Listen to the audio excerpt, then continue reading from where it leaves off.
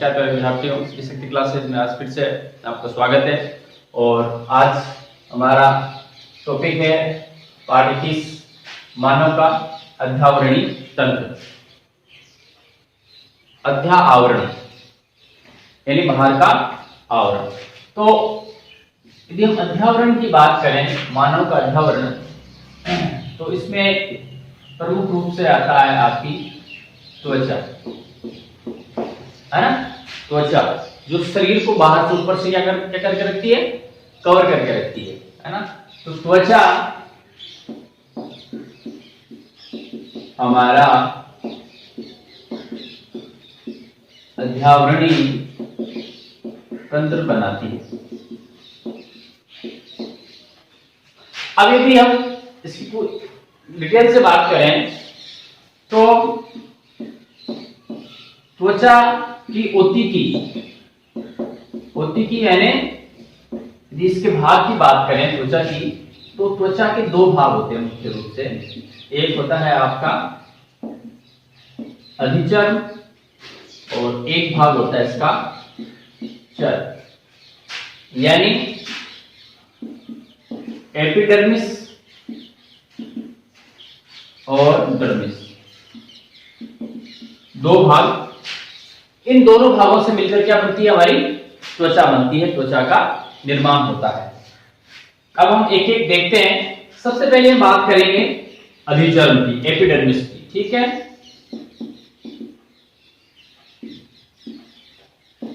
Epidermis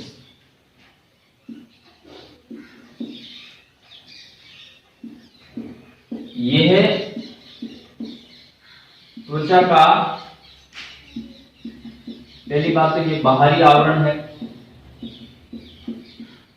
अर्थात अधिचर्म यानी epidermis चर्म के ऊपर स्थित होती है,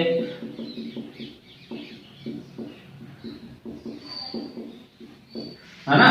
चर्म के ऊपर स्थित होती है। जैसे त्वचा की परत है तो नीचे तो क्या होगा, डर्मिस होगा, और उसके ऊपर क्या होगा, एपिडर्मिस होगा। नीचे आपके डर्मिस, ऊपर एपिडर्मिस, ठीक है। इसके अलावा एपिडर्मिस में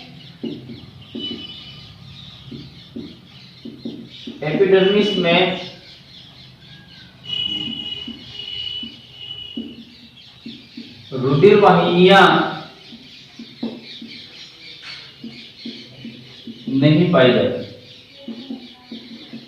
अब चूंकि इसमें रुधिर वाहिनियां नहीं पाई जाती, इसके अंदर एपिडर्मिस में, तो रुधिर वाहिनी नहीं पाई जाएगी। इसका मतलब क्या हुआ, इसके पास में रक्त की भी कमी रहेगी, रक्त किसको नहीं मिल पाएगा। क्यों? क्योंकि यहाँ पर रुधिर वाहिनी इसके पास में है नहीं, लेकिन फिर भी इसको रक्त चाहिए, तो अभी करेगा क्या।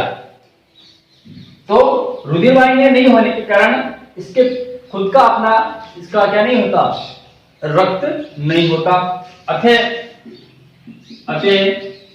एपिडर्मिस रक्त तथा पोषण, एक तो रक्त और दूसरा पोषण किससे ग्रहण करेगी, डर्मिस से ग्रहण करती है। अब ये आगे हम डिटेल से पढ़ेंगे कि कैसे ग्रहण कर रही है। तो एपिडर्मिस रक्त और पोषण डर्मिस से ग्रहण करती है, ठीक। क्योंकि खुद के पास में रुधिर वाहिनियां है नहीं, इसलिए रक्त के लिए और पोषण के लिए एपिडर्मिस है वो डर्मिस पर क्या करती है, निर्भर रहती है।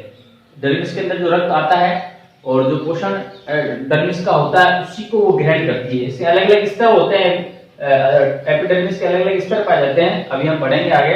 वो उन स्तरों में से कोई एक स्तर होता है जो कि रक्त और पोषण ग्रहण करता है और डर्मिस को, एपिडर्मिस को प्रदान कर देता है। यहां तक बात हो गई। उसके बाद में क्या है कि ये जो एपिडर्मिस है, एपिडर्मिस इसकी मोटाई, एपिडर्मिस की मोटाई अलग अलग स्थानों पर अलग अलग होती है। अलग अलग स्थानों पर इसकी मोटाई भी क्या होती है, अलग अलग होती है। कैसे? हमने बात की है कि एपिडर्मिस की जो मोटाई है वो अलग अलग स्थानों पर अलग अलग होती है। कहने का तात्पर्य यह है कि इसकी मोटाई कहीं पर तो ज्यादा होगी, मोटाई ज्यादा होगी एपिडर्मिस की, कहीं पर इसकी जो मोटाई है वो बहुत कम होगी, पतली सी होगी। ठीक, अब हमें पता कैसे चलेगा कि भाई कहां पर एपिडर्मिस की मोटाई ज्यादा है और कहां पर कम है? तो आपने देखा होगा कि जो जितने भी हमारे बार बार काम में आने वाले अंग हैं, है ना, या आप कह सकते हो कि जहां पर रगड़ लगने की संभावना ज्यादा होती है उन स्थानों पर एपिडर्मिस की मोटाई क्या होती है, ज्यादा होती है, और जहां पर रगड़ लगने की संभावना कम होती है वहां पर क्या होती है, एपिडर्मिस की मोटाई क्या होती है, कम होती है। तो जहां रगड़ लगने की संभावना अधिक होती है वहां इसकी मोटाई अधिक होती है। जैसे तलुए व हथेली। अब आप देखा होगा हमारे हाथ की हथेली, अभी कहीं गिरते हैं तो सबसे पहले हथेली टिकती है, दिन भर हम काम भी हमारे हाथों के द्वारा ही करते हैं। तो ये हथेली, यहां पर एपिडर्मिस की मोटाई क्या होगी, ज्यादा होगी। क्यों? क्योंकि यहां पर हमारे रगड़ लगने की संभावना क्या होती है, ज्यादा होती है। यदि यहां की एपिडर्मिस पतली होगी तो जल्दी क्या हो जाएगी, फट जाएगी, कट जाएगी, एपिडर्मिस जल्दी यहां से कटना शुरू हो जाएगी। इसलिए यहां पर जो एपिडर्मिस का जो स्तर होता है वो क्या होता है, वो मोटा होता है। इसी तरीके से आप देखा होगा हमारे पेट के जो तलवे होते हैं, है ना, लगातार हम चलते ही हैं और कभी ठोकर भी लग जाती है, गिर भी जाते हैं, है ना, फिसलन भी हो जाती है कहीं पर। तो वहां पर भी इसकी मोटाई क्या होती है, तलवों में भी, वहां पर भी एपिडर्मिस की मोटाई ज्यादा होती है। क्यों? क्योंकि उस जो तलवे हैं वहां पर भी क्या होता है, रगड़ लगने की संभावना अन्य स्थानों की अपेक्षा अधिक होती है। इसलिए हमने भी बात की है कि एपिडर्मिस की जो मोटाई है वो अलग अलग होती है। जहां पर रगड़ लगने की संभावना ज्यादा होती है वहां पर इनकी मोटाई भी क्या होती है, ज्यादा होती है। तो हथेली पर और तलुओं के अंदर एपिडर्मिस की मोटाई है वो क्या होती है, अधिक होती है। परंतु कोमल स्थानों पर इसकी मोटाई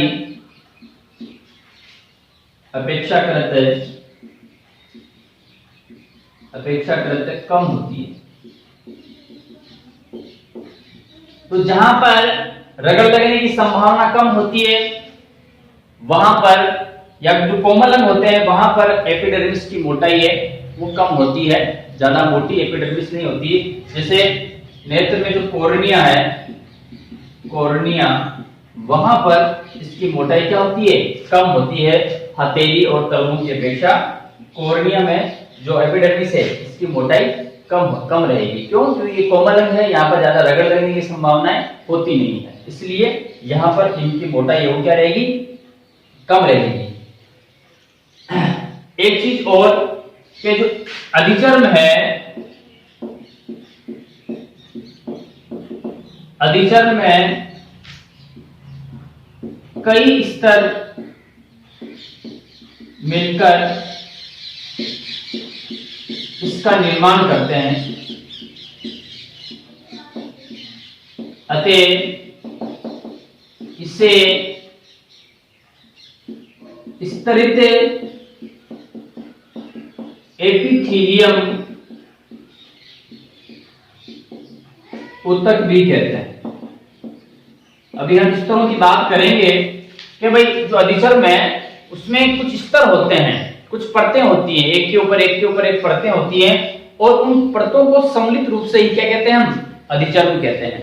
ठीक है, इसलिए चूंकि ये परतों से मिलकर बना हुआ है, एक के ऊपर एक लेयर होती है, परतें होती हैं, इसलिए अधिचर्म को, एपिडर्मिस को हम स्तरित एपिथेलियम ऊतक भी क्या है कहते हैं, स्तरित एपिथेलियम ऊतक इन्हें हम कहते हैं। इसका कारण यही है कि इसके जो एपिडर्मिस है वो एक के ऊपर एक ऐसे परतों से मिलकर बनी होती है, इसको स्तरित एपिथेलियम ऊतक भी कहते हैं। यदि हम परतों की बात करें तो ये परतें 5 प्रकार की होती है। कितने प्रकार की? 5 प्रकार की होती है। 5 प्रकार की परतें होती हैं जिनसे मिलकर इस एपिडर्मिस का, इस अधिचर्म का क्या होता है, निर्माण होता है। और ये परतें एक के ऊपर एक इस प्रकार क्या होती है, व्यवस्थित होती है। मान लीजिए एक परत ये रही, ठीक, पहले नंबर, फिर इसके ऊपर ये दूसरी परत, फिर ये तीसरी, फिर ये चौथी, और ये फिर ये 5। इस प्रकार ये जो 5 परतें हैं, ये पांचों परतें आपस में मिलकर ही क्या बनाती हैं, अधिचर्म का निर्माण करती हैं।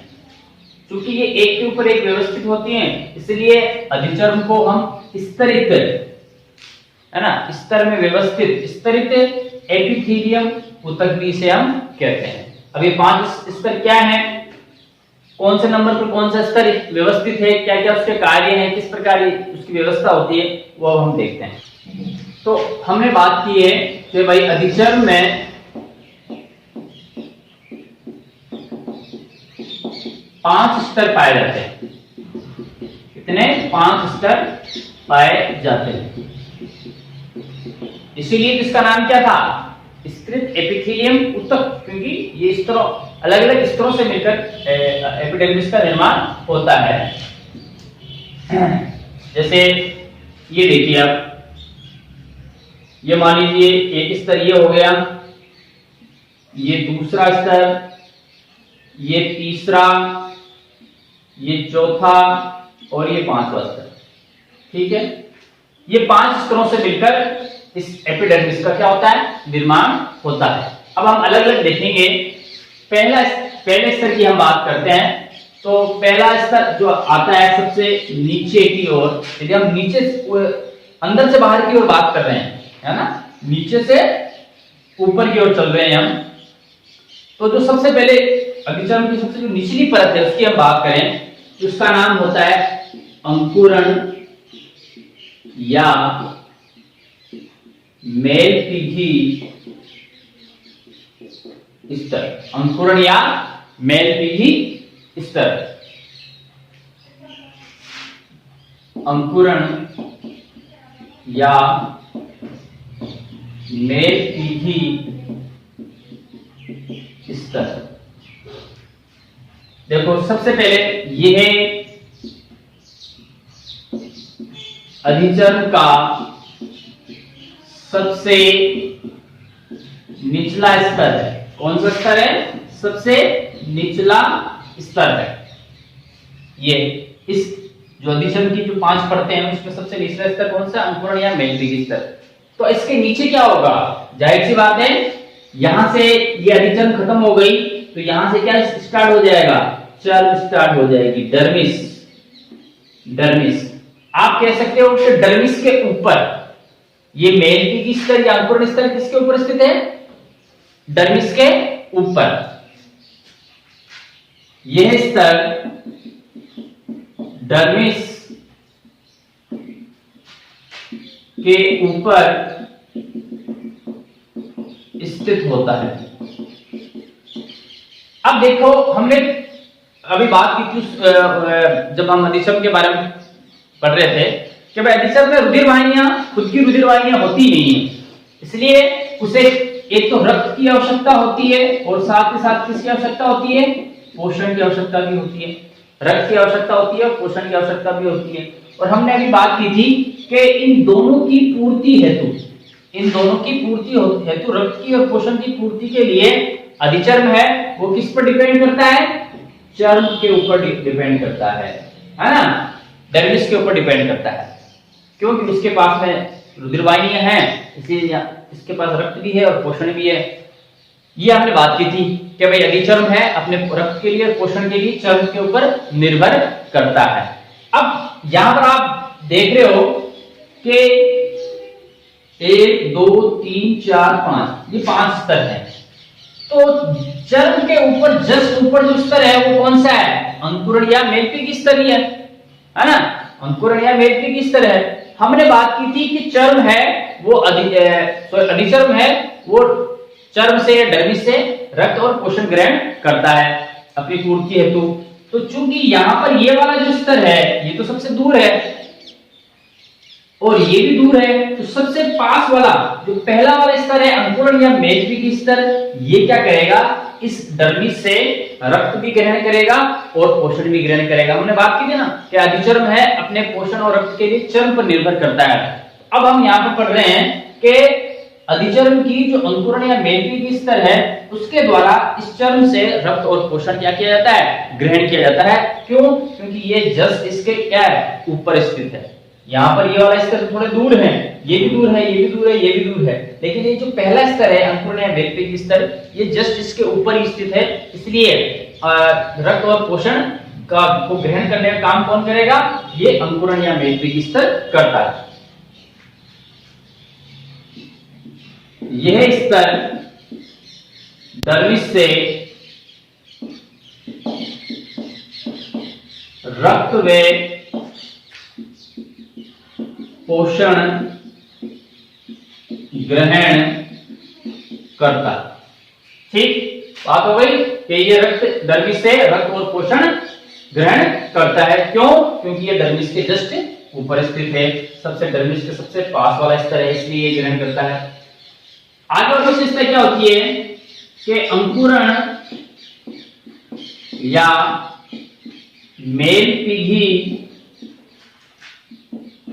स्तर की कोशिकाएं लगातार विभाजनशील रहती हैं, विभाजनशील रहती हैं, अर्थात इनमें विभाजन होता है। अब यहाँ की जो कोशिकाएं हैं उनमें लगातार क्या होगा? विभाजन होना, विभाजनशील होती है ये कोशिकाएं। यहाँ की मेलपीक स्तर या अंकुरण स्तर की कोशिकाएं विभाजनशील होती है। अब विभाजनशील होगी तो क्या होगा? नई कोशिकाएं बनेंगी। तो जब नई कोशिकाएं बनेंगी तो क्या होगा? कोशिकाओं के स्तर बनेंगे और कोशिकाओं के स्तर बनेंगे तो कोशिकाएं क्या होंगी? ऊपर की ओर खिसकने लग जाती है। इस कारण यह स्तर ऊपर की ओर खिसकने लगता है, ऊपर की ओर खिसकने लगता है। फलस्वरूप इस स्तर में कोशिकाएं जगह जगह उभारों के रूप में निकलती हैं। यानी अब लगातार कोशिकाएं विभाजित हो रही हैं।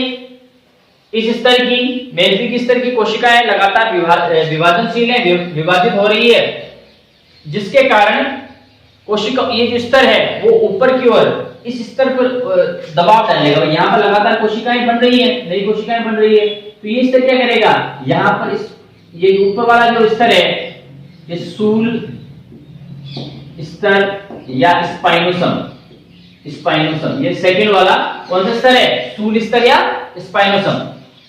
तो इस स्थूल स्तर या स्पाइनोसम स्तर पर क्या करेगा? ये नीचे से प्रेशर डालेगा, जिसके कारण अब क्या होगा? यहाँ पर कुछ ऐसे उभार बन जाएंगे। यहाँ पर क्या हो जाएगा? कुछ ऐसे उभार बन जाएंगे और उभारों के रूप में कोशिकाएं क्या होती है? बाहर निकल जाती है। तो इन उभारों को रेटिपैगस कहते हैं। क्या कहते हैं? इन उभारों को रेटिपैगस कहते हैं। कोशिकाएं हैं, विभाजनशील है, लगातार विभाजन का होता रहेगा, जिसके कारण यहाँ पर कुछ उभार बनेंगे और इन उभारों को हम रेटिपैगस कहते हैं। एक चीज और है इसमें कि हमने देखा होगा कि भाई हमारी त्वचा का जो रंग है, कोई गोरा होता है, कोई काला होता है, किसी का रंग थोड़ा ब्राउनी कलर का ब्राउनी होता है, वो है ना। तो त्वचा का रंग है वो किस कारण होता है? मिलेनिन, एक वर्णक आता है मिलेनिन वर्णक के कारण। त्वचा का रंग मिलेनिन वर्णक के कारण निर्धारित होता है। हमारी त्वचा का रंग कैसा होगा? हम गोरे होंगे, काले होंगे, भूरे होंगे, कैसे होंगे? तो ये इसका जो निर्धारण है वो कौन करता है? मिलेनिन नामक वर्णक है वो करता है। मिलेनिन वर्णक की मात्रा जितनी ज्यादा होगी आदमी गोरा भी उतना ही होगा। यदि मिलेनिन वर्णक की मात्रा कम है त्वचा के अंदर तो व्यक्ति है वो ज्यादा गोरा नहीं होगा। ठीक है, तो त्वचा का रंग मिलेनिन वर्णक के कारण निर्धारित होता है। तो ये मिलेनिन वर्णक है, मिलेनिन वर्णक कहां पर पाया जाता है? वो इसी अंकुरण या मैट्रिक स्तर में पाया जाता है।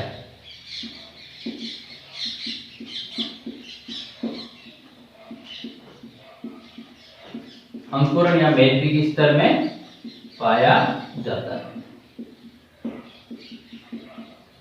तो ये पहला स्तर है आपका अंकुरण या मैट्रिक स्तर। फिर से देखो कि ये अधिचरण का सबसे निचला स्तर है, अंकुरण या मैट्रिक स्तर है, ये अधिचरण के सबसे निचला है। तो जाहिर सी बात है सबसे नीचे इसके नीचे क्या होगा? चर्म होगी, डर्मिस होगी, है ना। तो आप कह सकते हो कि ये डर्मिस के जस्ट ऊपर स्थित जो स्तर होता है, डर्मिस के जस्ट ऊपर जो डर्मी स्तर होता है वो अंकुरण या मैट्रिक स्तर कहलाता है। ठीक है, फिर हमने बात की थी कि अधिचर्म है उसके पास में रुधिर वाहिनियां होती नहीं है, इसलिए उसे रक्त और पोषण के लिए डर्मिस पर निर्भर रहना पड़ता है। तो इस एपिडर्मिस की जो ये सबसे नीचे वाला स्तर है ये सबसे पास में है डर्मिस से, इसलिए रक्त और पोषण को ग्रहण करने का काम भी कौन करेगा? अंकुरण या मैट्रिक स्तर करता है। फिर हमने पढ़ा है कि यहाँ की जो कोशिकाएं हैं वो लगातार विभाजनशील होती रहती है, विभाजित होती रहती हैं।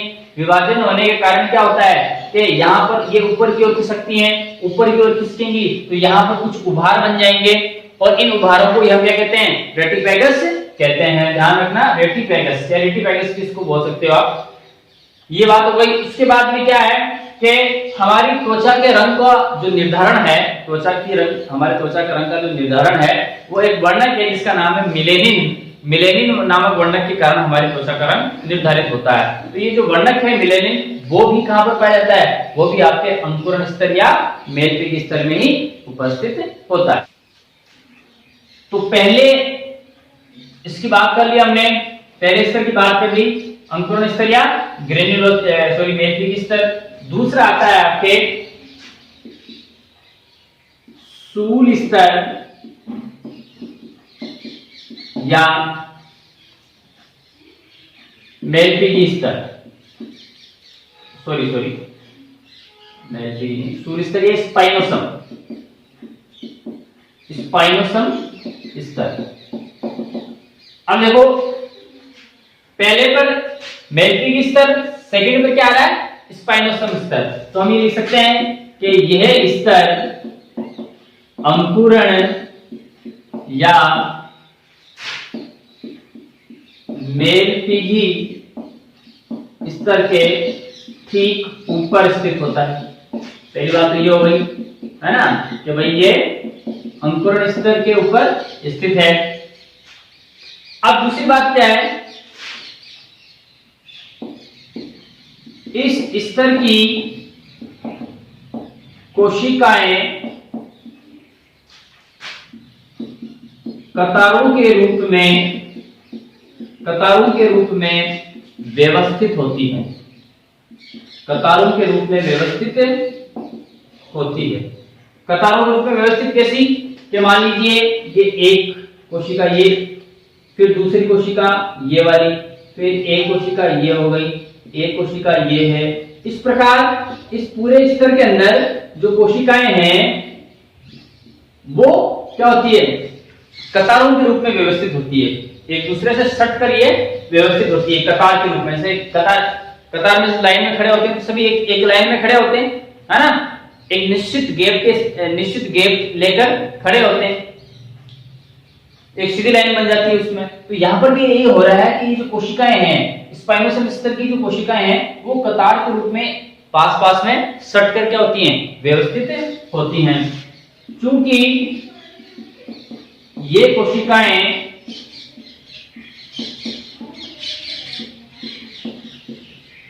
कतार के रूप में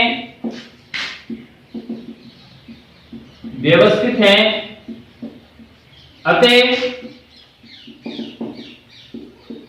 इनके मध्य अवकाश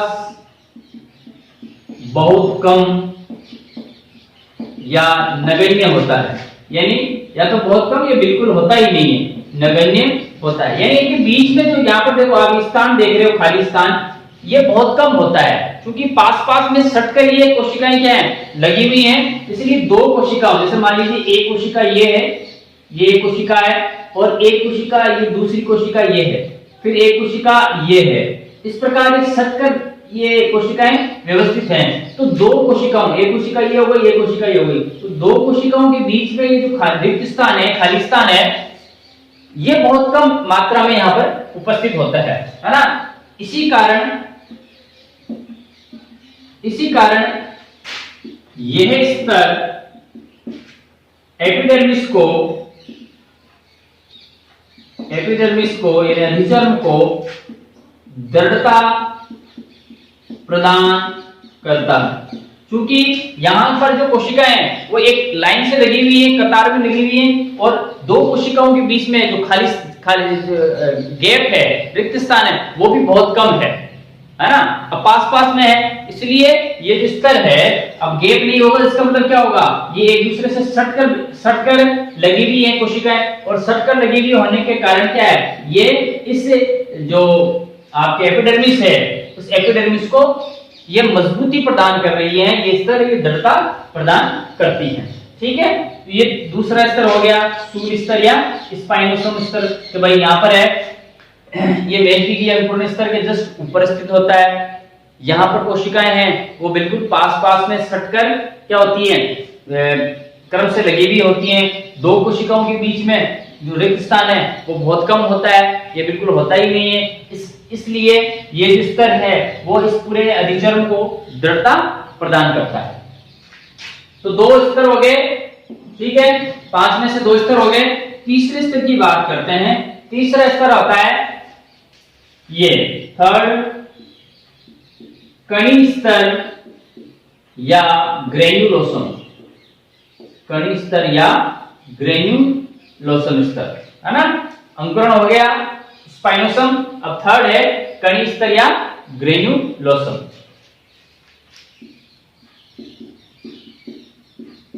कणी स्तर या ग्रेन्युलोसम।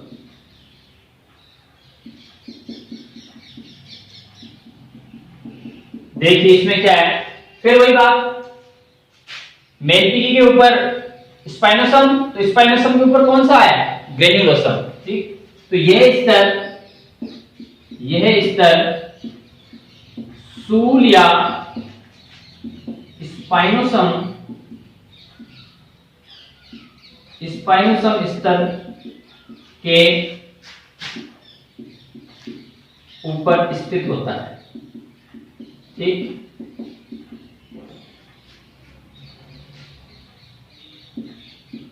इसमें कोई विशेष चीज नहीं, इसमें एक ही चीज विशेष है कि इस स्तर की कोशिकाओं के कोशिका द्रव्य में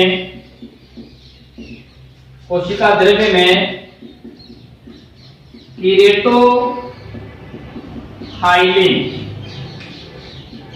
प्रोटीन पाई जाती है। कौन सी प्रोटीन, केरेटोहाइलिन।